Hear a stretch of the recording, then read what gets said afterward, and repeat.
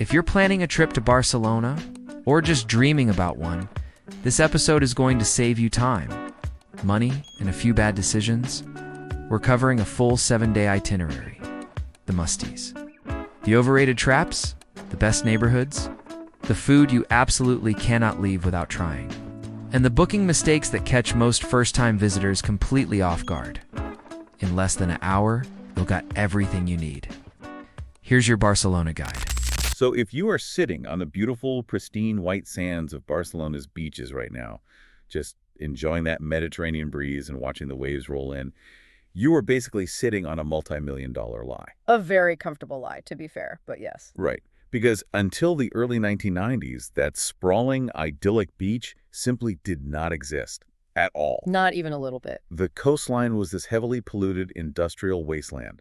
We were talking train tracks, chemical plants, dumping grounds.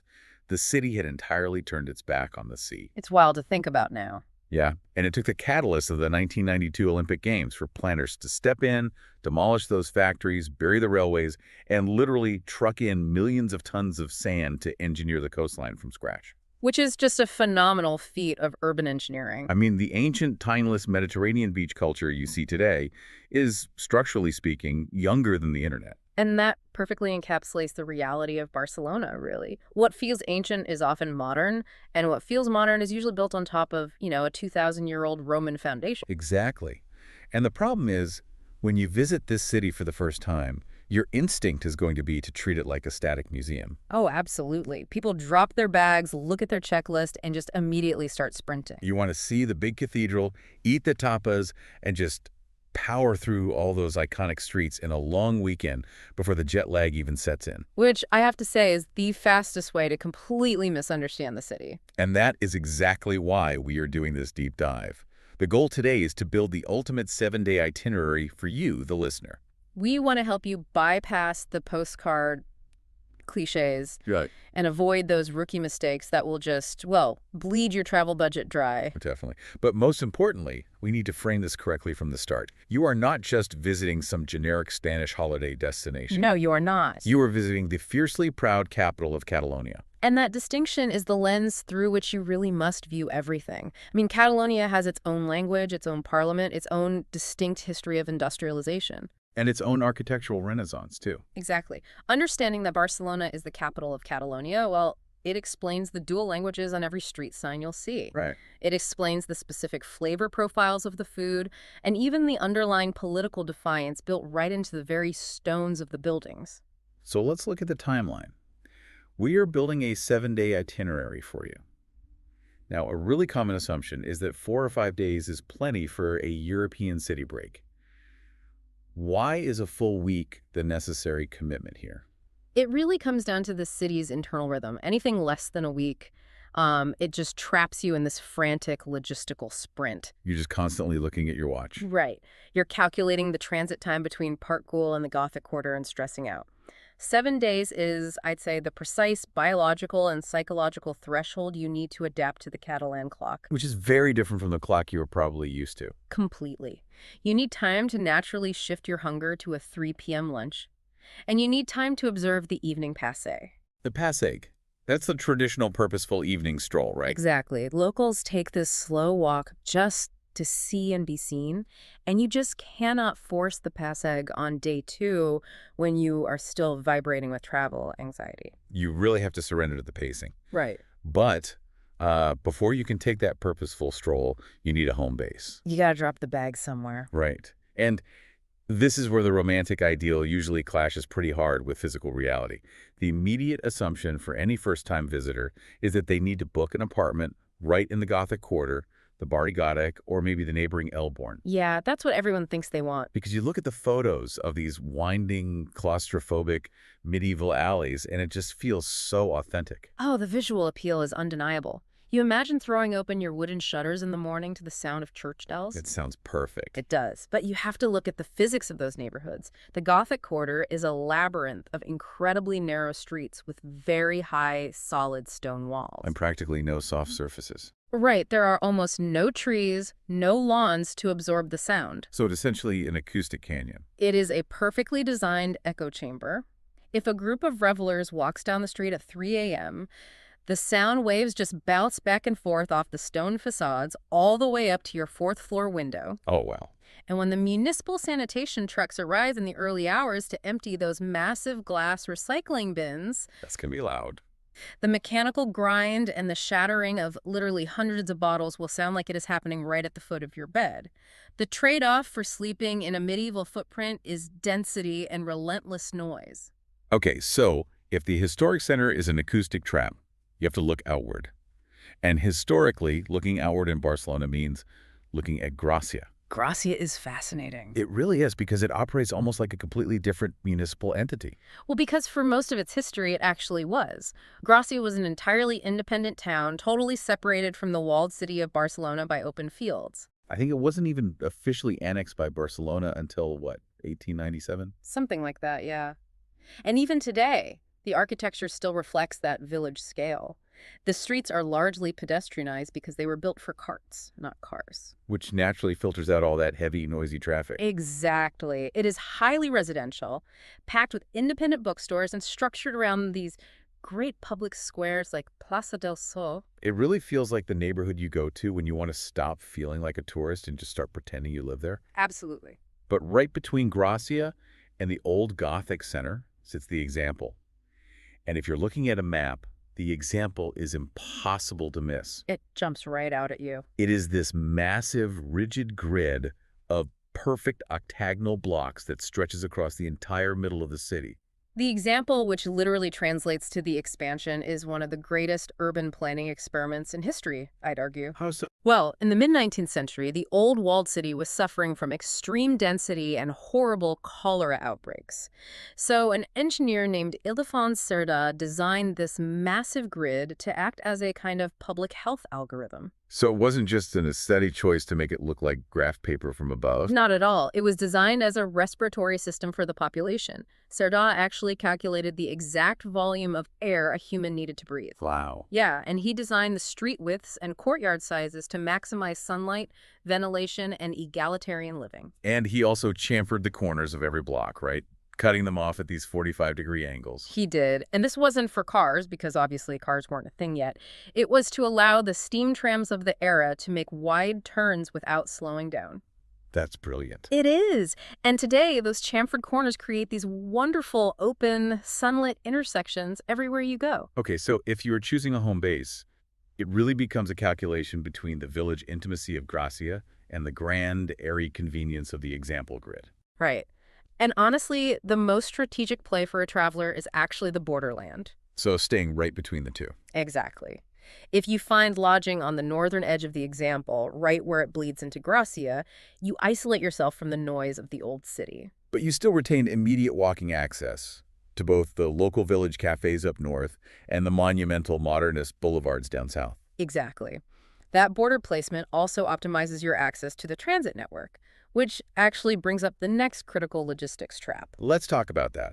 Because when you need to cross the city, the default reflex for any traveler is to walk up to a metro kiosk and just buy a standard single journey ticket for €2.65. Which seems harmless, right? It does, until you realize the structural limitation of that little piece of paper. It does not allow transfers between different transport networks. That is the fatal flaw. Barcelona operates a highly integrated network of metro trains, surface buses, trams, and regional rail lines. Yeah. But if you use a single journey ticket, the moment you exit the underground metro to catch a surface bus for the final leg of your trip, that ticket is dead. So you have to buy a second one. Yep. You are effectively paying a penalty just for navigating efficiently. The mechanism to bypass that penalty is the T-Casual card, or its sibling, the T-Familiar card. Instead of buying individual rides, you are basically buying a block of integrated journeys. Exactly. For about €12.55, the T-Casual gives you 10 journeys. That brings the per ride cost down to roughly €1.26. Which is a steal. But the true value is the transfer window. The system grants you 75 minutes from the moment you scan the card to switch between a bus, a tram, and a train. The central computer registers it all as just one single continuous journey. Right. But there's a distinct difference between the T-Casual and the T-Familiar that travelers often confuse, don't they? They do, all the time. The T-Casual is strictly for individual use on a single journey. You cannot scan it, walk through the turnstile, and then just hand it back over the gate to your partner. Because the system has a built-in time delay that will just flat out reject the second scan. Exactly. It'll lock you out. So if you want to share cards simultaneously with a group, you need the T-Familiar card. And that one allows 8 shared journeys and operates completely without that time delay lock. Right. Selecting the right transit card solves like 90% of your logistical friction in the city. But there is a specific vulnerability built into the system. I know what you're going to say. And it catches thousands of people the moment they land at El Prat Airport. The airport surcharge. The dreaded airport surcharge. It's brutal. You land, you buy your shiny new T-Casual card at the terminal, you walk confidently over to the airport metro line, L9S, and the turnstile just flashes red and denies you entry. Because the T-Casual explicitly excludes the airport metro stations. The transit authority requires a separate, dedicated airport ticket costing over €5 just to pass those specific gates. However, there is a geographical hack based on how the airport is actually laid out. Yes, there is. The airport has 2 main terminals, T1 and T2, and they're located quite far apart. Most international flights land at T1, which is exactly where that metro station with the surcharge trap is located. Right, but T2 is serviced by an entirely different rail network. Right. T2 is connected to the Roadalies, which is the regional heavy rail system. So if you land at T1, you simply ignore the metro signs, walk outside, and board the free green shuttle bus that connects the terminals. And once you arrive at T2, you just walk up the ramp to the Roadalies train platform. Exactly. And because the Roadalies operates under the broader integrated transit umbrella, your standard T-Casual card works perfectly there. You bypass the metro surcharge entirely, and the heavy rail train drops you off right at major central transit hubs like Barcelona Sants or Passeig de Gràcia. It takes slightly more navigation, sure, but it circumvents the tourist tax completely. And what about taxis from the airport? Of course, if you arrive exhausted late at night, the official taxi fleet is highly regulated. They are uniformly black and yellow, an aesthetic standardization that makes them instantly recognizable. And they operate strictly on visible meters, right? Always on the meter. And tipping is not deeply ingrained in the local culture. A simple rounding up of the fare is sufficient. There is absolutely no expectation of a 20% gratuity. Good to know. Okay, so once you're situated in the city, the inevitable gravitational pull leads you to the architecture. Of course it does. And specifically, Antoni Gaudí. Now, the instinct for a traveler is to treat monumental landmarks like the Sagrada Familia as like public squares. You assume you can just take a morning stroll, walk up to the ticket window, and gaze at the interior. Yeah, if you attempt a walk-up strategy with any major Gaudí site, you will spend your entire trip looking at them from the sidewalk through wrought iron fences. I'm serious. These are not static monuments. They are highly regulated environments with strict capacity limits. So no walk-ups. Never. The Sagrada Familia, Parc Güell, Casa Batlló, and La Pedrera all utilize dynamic pricing and timed entry systems that sell out weeks in advance. So you have to treat securing these tickets with the same urgency as booking your actual airline seat. Exactly. Securing the ticket is step 1, but understanding what you are actually looking at, that's step 2. Right. Gaudí is often described simply as a genius or a madman, but his work was actually the pinnacle of a very specific cultural movement called modernism. And this wasn't just about making things look pretty or weird. It was a massive flex of political and economic power by the Catalan industrial bourgeoisie. Really? How so? Well, during the late 19th and early 20th centuries, the Industrial Revolution generated immense wealth in Catalonia. The textile barons and shipping magnates. Exactly. And they wanted to assert their distinct Catalan identity against the centralized power of Madrid. So they used their vast fortunes to commission architects to build palaces that acted as monuments to Catalan mythology, nature, and industry.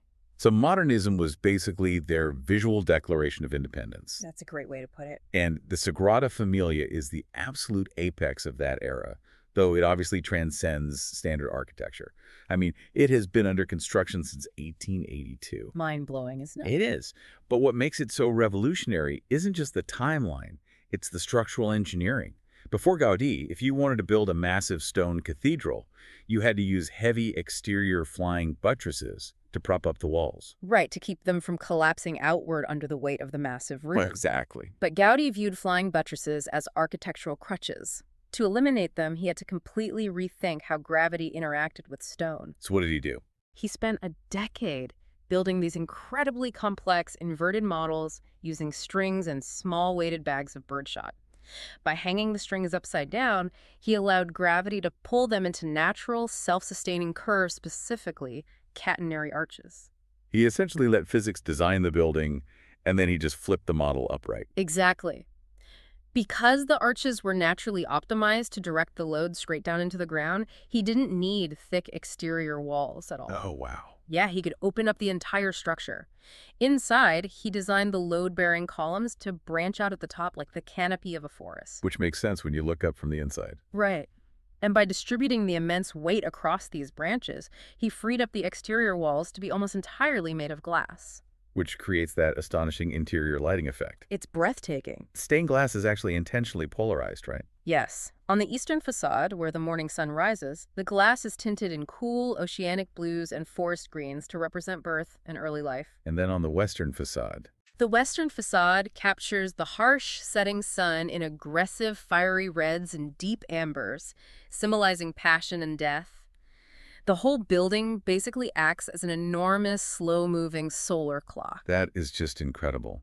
And that same integration of nature and engineering defines Park Güell too. It does. Many visitors assume Park Güell is just, a whimsical public park with a mosaic lizard. But structurally, it is actually a failed real estate development. Yep. Eusebio Güell, who was a wealthy industrialist, hired Gaudí to build an exclusive gated community modeled after English garden cities on this rocky hillside outside the city center. But the project ultimately failed because no one wanted to buy the plots. Right, but the infrastructure Gaudí left behind is brilliant. For instance, the famous serpentine bench that winds around the main terrace. The one everyone takes pictures on. That's the one. It isn't just a place to sit. It is a vital part of a complex water management system. Wait, really? Yeah. The entire terrace is unpaved and porous. When it rains, the water filters down through the soil and gravel, passes through the massive Doric columns holding up the terrace, and is collected in a vast underground cistern. That's genius. And that famous mosaic dragon on the staircase. Yeah. It is actually the overflow valve for that subterranean reservoir. Wow. So Gaudí engineered the landscape to completely sustain itself. Exactly. While Park Güell shows Gaudí working with topography, the true arena for the modernism movement was the example grid, specifically the boulevard of Passeig de Gràcia. Oh, absolutely. There is one specific block, the Manzana de la Discordia, the block of discord, that perfectly illustrates the competitive nature of this era. It's basically an architectural rap battle. That's exactly what it is. On the single row of buildings, 3 of the wealthiest families in Barcelona hired 3 rival architectural heavyweights to remodel their homes. Who were they? You have Casa Jo Morera by Luis Domènech i Montaner, Casa Amametler by Josep Puig i Cadafalch, and Casa Batlló by Gaudí. And they just sit shoulder to shoulder, completely clashing in style. Locked in a permanent architectural battle for dominance. Casa Batlló is Gaudí's contribution, and it looks entirely organic. The facade is covered in broken polychrome ceramics, a technique called trencadís that shimmers like fish scales. And the balconies look like the skeletal jaws of marine life. But then, just a few blocks north, is La Pedrera, also known as Casa Milà, which operates on an entirely different mechanical principle. La Pedrera is monumental. It looks like a massive mountain of undulating limestone. I read that when it was built, the public openly mocked it, comparing it to an open quarry or a parking garage for zeppelins. They hated it at first, but beneath that bizarre exterior is a structural revolution. Because the stone facade is completely self-supporting. Exactly. Before this, the exterior walls of a building had to carry the weight of the floors above, but Gaudí separated the structural skeleton from the skin. How did he do that? He built an internal framework of iron and brick pillars. Because the facade carried no weight, he could carve massive, continuous windows into the stone to let in air and light. Oh, that makes sense. And because there were no load-bearing walls inside the apartments either, the tenants could move the interior partitions wherever they wanted. He basically invented the open-plan apartment in 1906. It is brilliant engineering. But there is a danger in letting Gaudí consume your entire architectural focus when you visit. Definitely. The other architects of the modernism movement were equally visionary, but they applied their talents to civic infrastructure rather than just private mansions. Right, like Luis Domènech i Montaner, the architect who built Casa Jo Morera on the block of Discord. He's responsible for the Hospital de Sant Pau, located just a short walk from the Sagrada Familia. Yes, it is the largest modernist complex in the world, and it was driven by the latest 19th century theories on hygiene and disease transmission. Instead of building one massive, dark, monolithic hospital block where diseases could easily spread, he decentralized it. And he designed a series of small, individual, brightly colored pavilions spaced out across a massive landscape garden. The theory being that fresh air, sunlight, and the psychological uplift of being surrounded by trees and beautiful mosaics would accelerate the healing process. Exactly. And to prevent the spread of infection and to move patients and supplies efficiently regardless of the weather, he connected all the pavilions with a vast network of subterranean tunnels. It is just a masterpiece of functional beauty. It really is. So once you understand how geography and history shaped the architecture, you start to see how those exact same forces shape the culinary identity of Catalonia. Oh, the food, yeah. You step out of an undulating stone building, check your watch, and realize it's 7 p.m. Your biological clock demands dinner. And if you attempt to eat dinner at 7 p.m., you will find yourself in an entirely empty dining room. Or worse, surrounded exclusively by other tourists eating microwaved paella. So the culinary timeline requires some serious recalibration. It does. The midday meal, the comida, is the heaviest meal of the day, occurring around 2:30 p.m. And dinner. Dinner is a much lighter affair, and kitchens generally do not begin serving until 8:30 p.m. at the absolute earliest, with locals usually arriving closer to 10 p.m. Okay, so adapting to the timeline is easy enough. Understanding the menu, though, requires context. The foundational concept of Catalan cuisine is mar y muntanya, which translates to sea and mountain.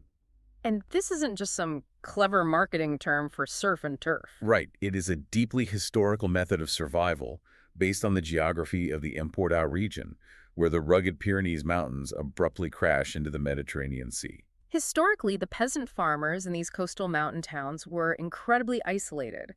They didn't have access to modern refrigeration or vast supply chains. So what do they eat? Well, they had local poultry, rabbits, and snails from the mountains, and they had cheap local seafood or preserved salt cod brought in from the coast.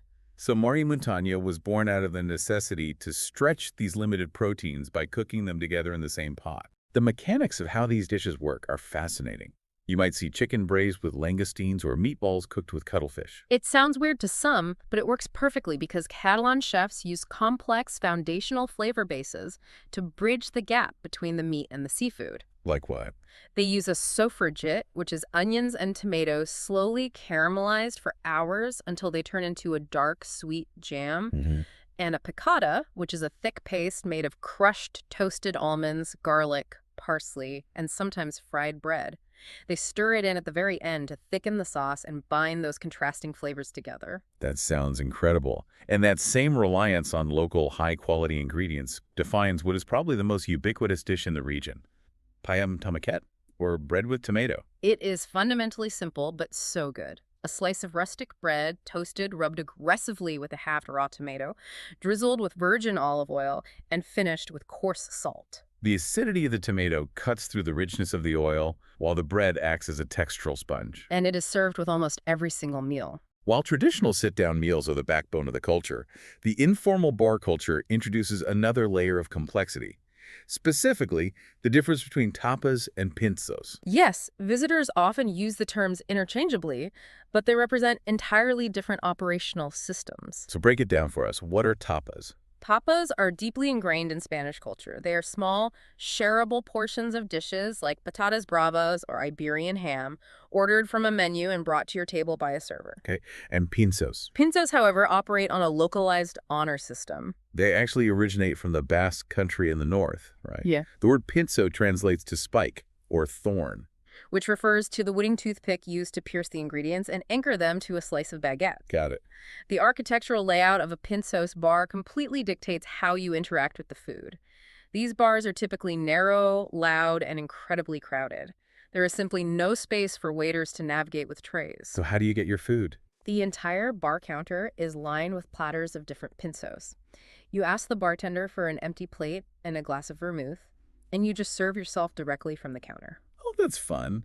But the toothpick isn't just structural. It is an accounting mechanism. Exactly. Because you are serving yourself in a crowded room, the bartender isn't writing down your order. Right. When you are ready to leave, you present your plate, and the bartender simply counts the number of empty toothpicks left behind to calculate your bill.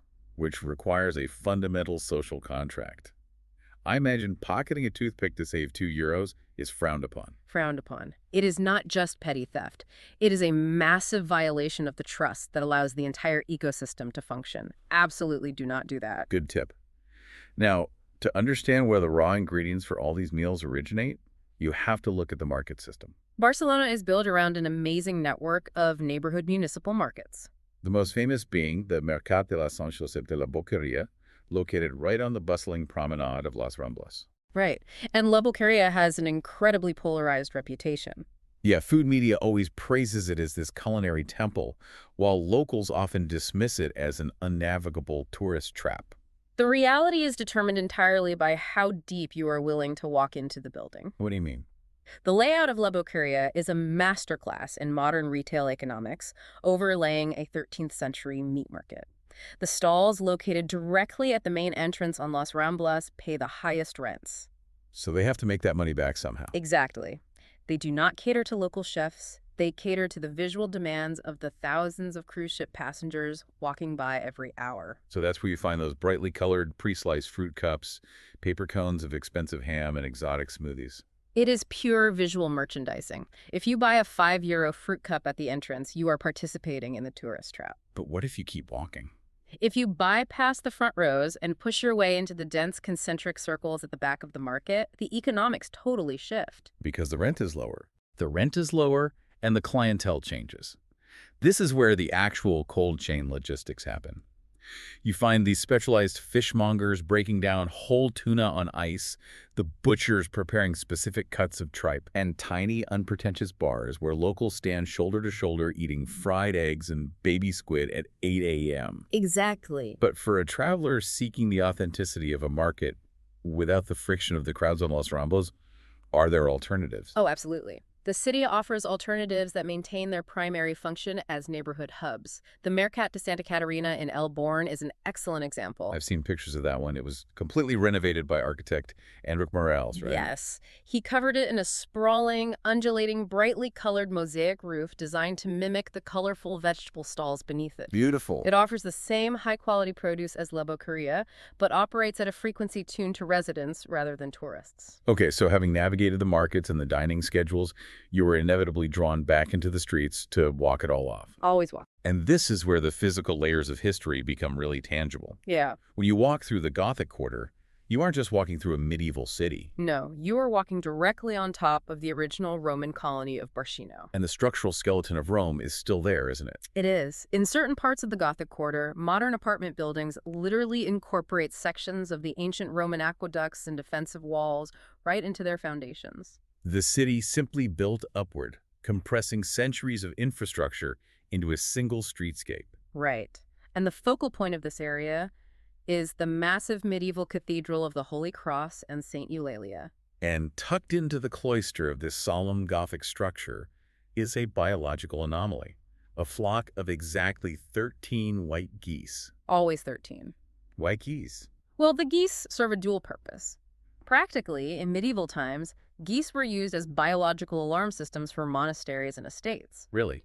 Geese? Oh yeah, they are highly territorial and will make an incredible racket if intruders approach. But symbolically, they represent St. Eulalia, a co-patron saint of the city.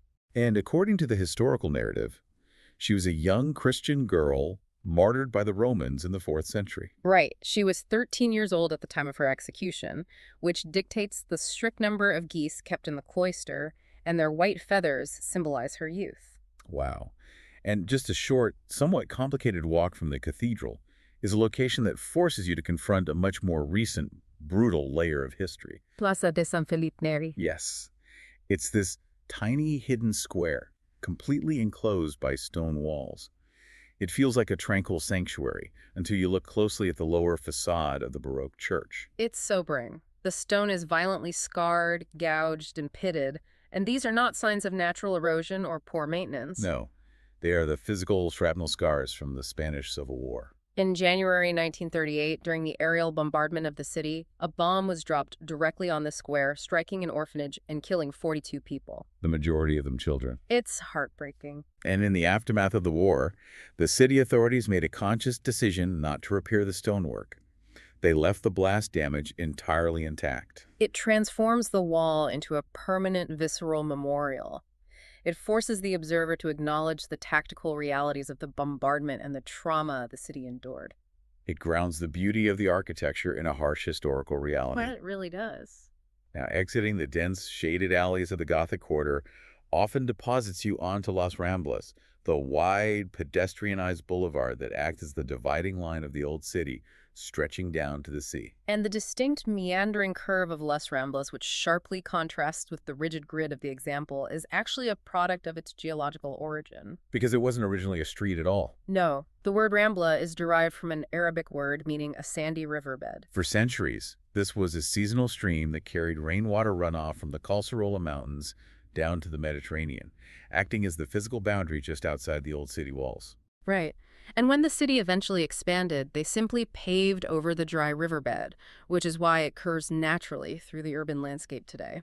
Today, it is a bustling corridor of flower stalls, historic theaters, and immense crowds.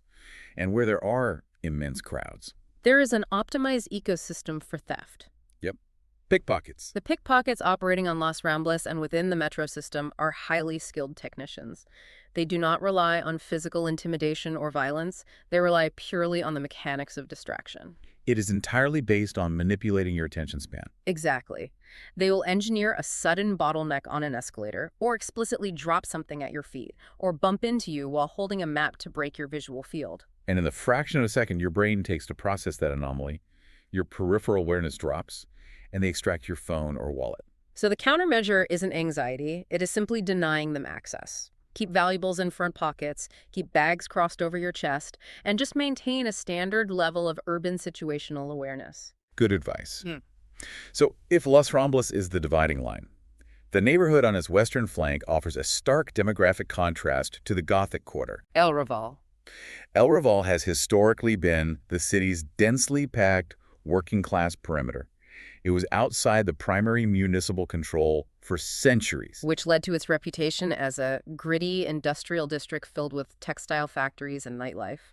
But in recent decades, El Raval has experienced a profound demographic shift, shaped heavily by waves of immigration from North Africa, Pakistan, and South Asia. It turns the neighborhood into an incredible sensory collage. You can walk past a 14th century hospital complex, turn the corner, and find yourself on a street defined by the smell of cardamom and the glow of halal butcher shops. The city has actually attempted to stabilize and integrate the area through strategic cultural interventions. Like placing the Mackey BA, the Museum of Contemporary Art, right in the northern sector of El Raval. Exactly. The museum is a massive, blindingly white, hyper-modern structure that completely juxtaposes the crumbling brickwork around it. And the smooth, expansive concrete plaza in front of the museum inadvertently became one of the most famous skateboarding meccas on the planet. Creating this dynamic, chaotic public square. Towering above El Raval, dominating the southwestern skyline, is the imposing bulk of Montjuic Hill. Its massive elevation right next to the deepwater port made it the ultimate strategic high ground for anyone seeking to control the city. And the Castel de Montjuic, the sprawling fortress at the summit, represents the physical manifestation of that control. Throughout its history, the artillery positioned on those battlements was frequently turned inward, pointed not at foreign navies, but directly at the city of Barcelona itself. To suppress civilian uprisings against the central government, like during the Reapers' War in the 17th century. Right, and the fortress retained its severe military function well into the 20th century. During the Spanish Civil War and the subsequent dictatorship, it was utilized as a political prison and a site for executions. Most notably, the 1940 execution by firing squad of Luis Companys, the president of the Catalan government. Today, it operates as a museum, carefully contextualizing its role as an instrument of state power over the population below. Yet, just a short walk down the slope from that dark history, Montjuic transitions into an arena of global celebration. You're talking about the World's Fair and the Olympics. Yes. In the lead-up to the 1929 International Exposition, the lower slopes of the mountain were aggressively landscaped. They built the grand palaces that now house the National Art Museum and engineered the Magic Fountain. That massive hydraulic system capable of choreographed displays of water, light, and music. And then decades later, the mountain was transformed again to serve as the primary hub for the 1992 Summer Olympics. The massive Olympic Stadium and the striking white needle-like communications tower designed by Santiago Calatrava really redefined the skyline. You can still walk freely into the stadium today, standing on the track where world records were broken, feeling the lingering energy of the event that fundamentally altered the city's trajectory.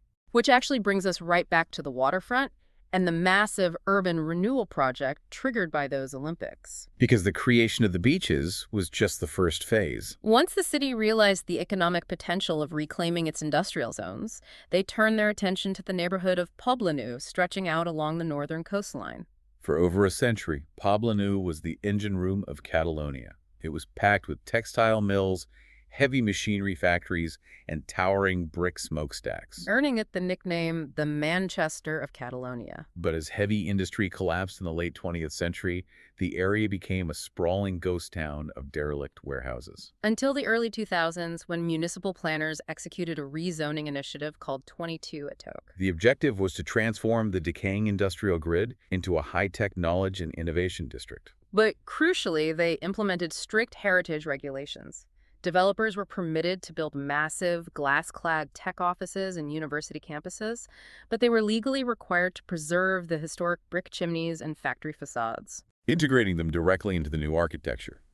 It creates a surreal, post-industrial landscape where server farms are housed behind 19th century brickwork. And the visual anchor of this new district is the Torre Glories, designed by French architect Jean Nouvel. That's the massive, bullet-shaped skyscraper that completely commands the eastern skyline. Yes, and the mechanics of the building are deeply tied to the environment.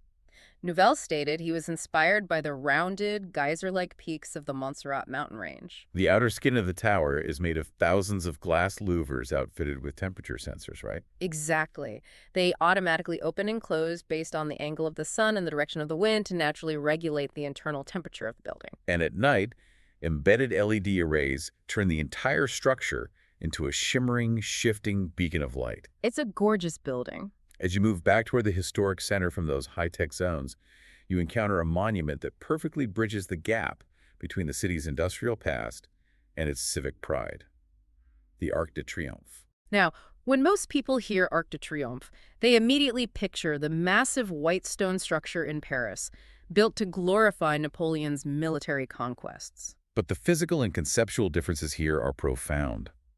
Barcelona's arch is constructed from rich red brick in a Moorish revival style known as mudéjar. And more importantly, it was entirely devoid of military purpose. It was erected as the main entrance gate for the 1888 Universal Exhibition. It was built to celebrate commerce, science, and art, not warfare. The sculptural friezes explicitly depict the city of Barcelona welcoming the nations of the world, offering them medals for agricultural and industrial achievements. It is a monument to progress, and walking through it leads you directly down a wide promenade into the Parc de la Cité, which was the site of the original exhibition and is now the primary green space for the old city. So, if the density of the grid, the weight of the history, and the relentless pace of the city begin to overwhelm you by day 6, the region offers immediate, highly contrasting escape routes.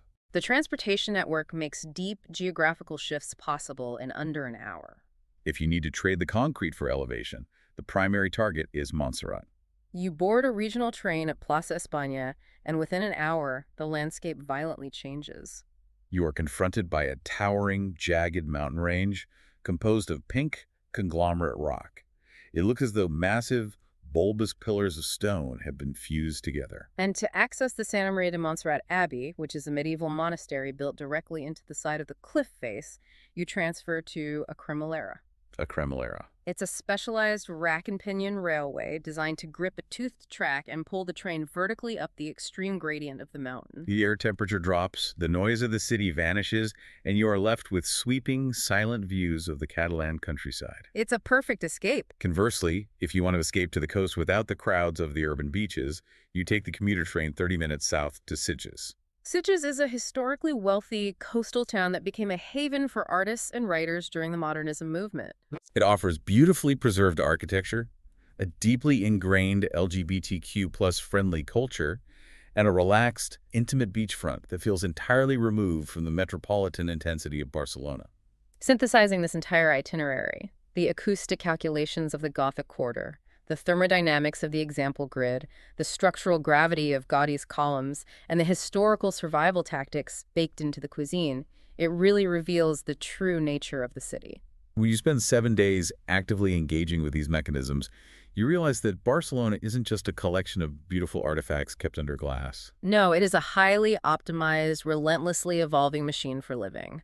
The architectural marvels are actively inhabited, the markets are functional supply chains. The city is constantly negotiating the tension between preserving its ancient foundations and aggressively engineering its future. It is the definition of a living city. It refuses to remain static. Which brings us back to the ultimate symbol of that perpetual motion, the Sagrada Familia.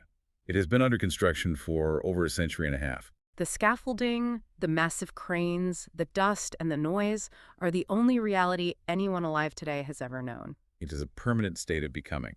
So I leave you, the listener, with this thought to carry with you as you walk those streets. In the near future, when the final stone is placed on the highest tower, when the cranes are dismantled, and the building is officially declared finished for the first time in history, does it lose a little piece of its soul? Or is the true beauty of a city found in the fact that, just like us, it is always under construction? That is the exact question you will have to answer for yourself when you stand beneath the canopy of those stone trees. Secure your entry times, respect the rhythm of the passage, and remember that the toothpicks are an accounting system, not a souvenir. We will see you on the next deep dive.